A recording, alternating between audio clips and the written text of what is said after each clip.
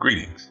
I am online and I'm on the air, bringing you another art blog, because I strongly believe that it's blogging time. So what are we waiting for? Let's get blogging.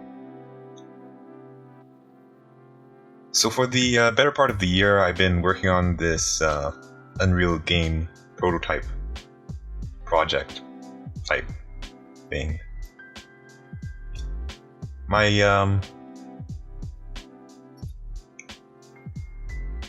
My primary focus was just getting the thing to work, like the functionality. I wasn't really too concerned about making it look pretty, though if I were to make something,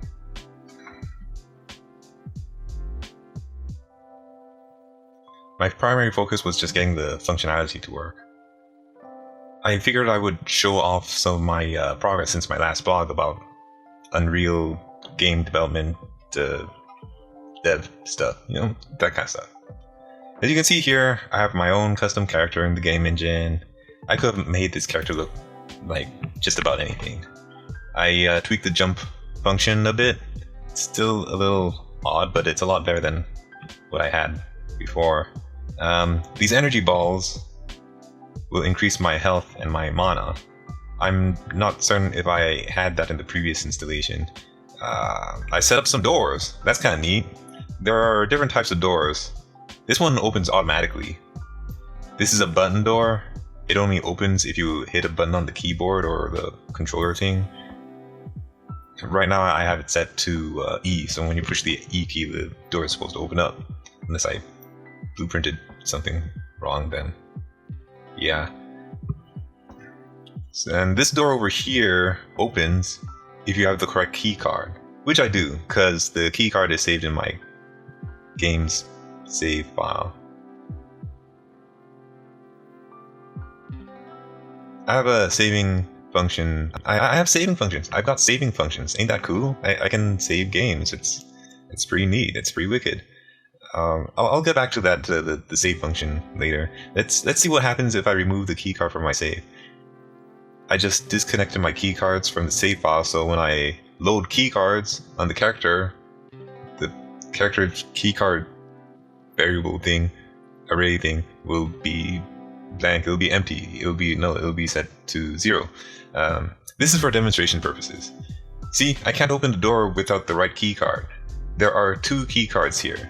If I grab the wrong one, the door does not open. But if I grab the right one, it opens. And this is a trigger button. Why is the default trigger set to green to go? I must have set that before so it'd be faster and easier to get through the level and just forgot about it. Well, let's set it to red now, which means you can't go through the door. But if you hit the trigger, it opens. This door is bidirectional. It opens either way. I had a number pad door over here, but I wasn't able to get it to work the way I wanted it to, and it sort of worked, but it was kind of weird. It kind of messed up a few things. I'm gonna need to go back and revisit that and fix it one of these days. This pad thing here will trigger a cutscene.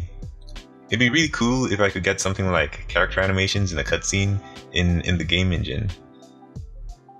That sounds really complicated.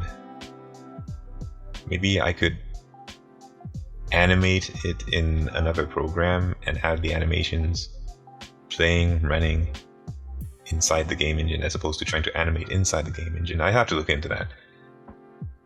Now here, over here. Oh yeah, here's a different type of cutscene, but it's interactive. So when you trigger the cutscene, things in the environment will do stuff, will move and execute and do stuff. Here's my moving platform.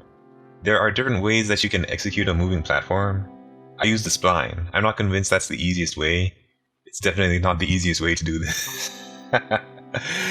Definitely not the easiest way to do this. It's definitely not. Getting this to work, it's definitely not the easiest way to get this to work. But it allows you to get some dynamic movements inside of your platform or whatever you're animating. These platforms will trigger when you step on them. This is sort of like my prototype enemy. Why is he just standing there? I had him wandering around aimlessly before. I must have changed it for testing purposes. Now, if you hit the enemy AI, they will die, and they will drop loot. Now, the loot they drop is completely random. They will drop random loot. It's quite, man, it's pretty cool. And you can collect it with the E key, and it will show up in your inventory.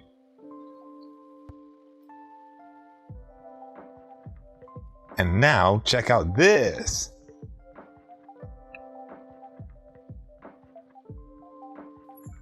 These three guys are quest guys. I have a quest system. I got a quest system. Like shoot, man.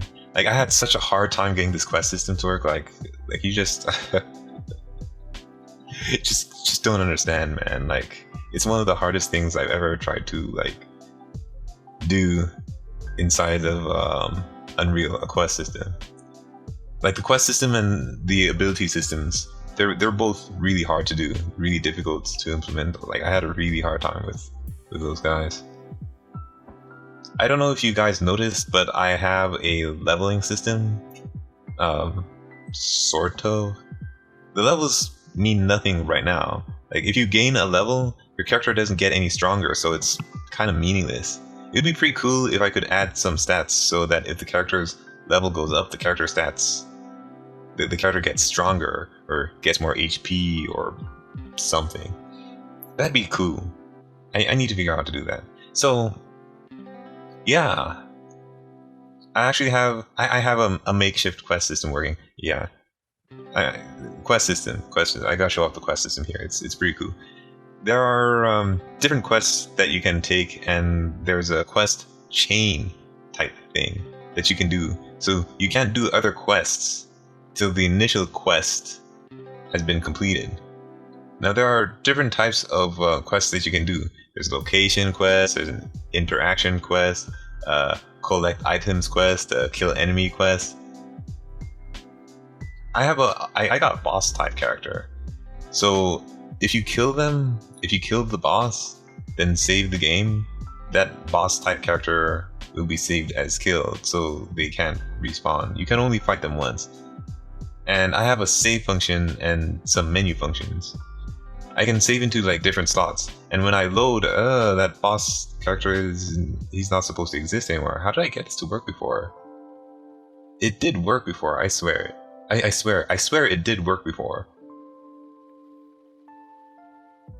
And I also have a character selection screen. Right now, what I have for the character selection screen, it doesn't look pretty. Like again, I'm focusing on the functionality right now. And right now I only have 2 different characters set up. I also have a video settings menu.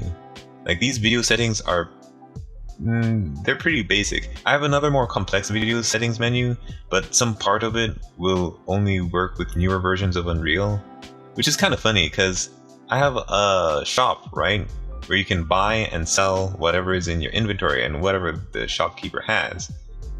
It's funny because the shop only works with older versions of Unreal.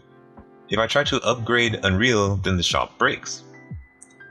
If I use the older version of Unreal, my graphics settings menu breaks. Like whatever I do, I can't seem to win here. No matter what I do, something breaks. Eventually, I think I'm going to have to go back to the shop and figure out what's breaking and update it or circumvent it somehow. I also have a main menu or a title page or whatever you call it. Pretend that there's a cool graphic here. As I stated before, this is all very basic and rough. My primary focus is implementing various functions in the game, which I have, but it's all pretty rough. I could actually use some help with this. I probably would have stopped by now if I felt that I wasn't making any progress. And as you can see, I clearly am. But this blueprint stuff is... It's a bit convoluted. Programming is convoluted. Like, if I walk away from it, then come back, I'd be kind of like, wait, what did I just do? So in order to be good with something like programming, your brain needs to be good with things like computational logic, and I feel like it's not really one of my strong suits. But I kind of like doing this kind of stuff. It's like really cool and interesting. It would be neat if I could build like a small level with all sorts of functionality and use it as a portfolio piece or something. I think that was like my initial motivation to working on a project like this. I just wanted to build like some kind of an asset and present it in Unreal and just show it off somehow. I thought that would make it really cool. But like the game project, it just kept like evolving and getting more and more complex and getting more and more functionality and whatnot. I wonder if I should like just stop and like, when should I stop and just decide to focus on making it look pretty? That's what I'm wondering. Maybe I should just stop and just focus on making it look pretty.